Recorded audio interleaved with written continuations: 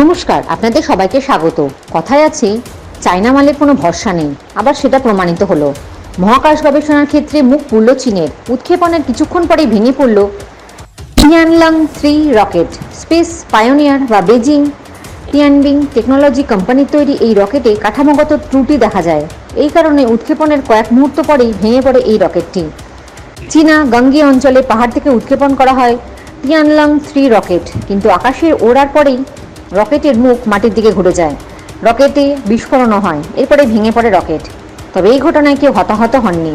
Rocket ভেঙে পড়ায় ওই অঞ্চলে আগুন ধরে যায়, তবে দমকল কর্মীরা আগুন নিভিয়ে ফেলেন। এই ঘটনায় চীনের মহাকাশ গবেষণার মান নিয়ে প্রশ্ন উঠেছে। ভারত মার্কিন যুক্তরাষ্ট্রের সরকারি সংস্থায় মহাকাশ গবেষণা বা রকেট তৈরির সঙ্গে যুক্ত থাকলেও চীনের একাধিক বেসরকারি সংস্থা রকেট তৈরি করে চলেছে। মহাকাশ অভিযানের খরচ কমানোর লক্ষ্যে একাধিকবার ব্যবহার করা যায় এমন রকেটের উপর জোর দেওয়া হচ্ছে।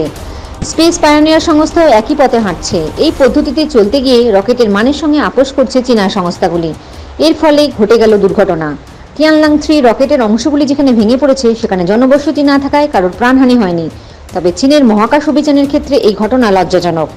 ভেঙে পড়া রকেট স্কাই ড্রাগন-3 নামেও পরিচিত। এই রকেটের পুরোটা অবশ্য একাধিকবার ব্যবহার করা যায় না। শুরু থেকে এই রকেটে ত্রুটি ছিল, সেই কারণেই ভেঙে পড়েছে। চীনা রকেটের ভেঙে পড়ার ঘটনা এই প্রথম নয়, এর আগেও রকেট ভেঙে পড়তে দেখা গিয়েছে। কিন্তু ত্রুটি থাকা সত্ত্বেও কিভাবে রকেট উৎক্ষেপণ করা হলো, এই নিয়ে প্রশ্ন উঠেছে। জয় হিন্দ, জয় জওয়ান, জয় কিষাণ।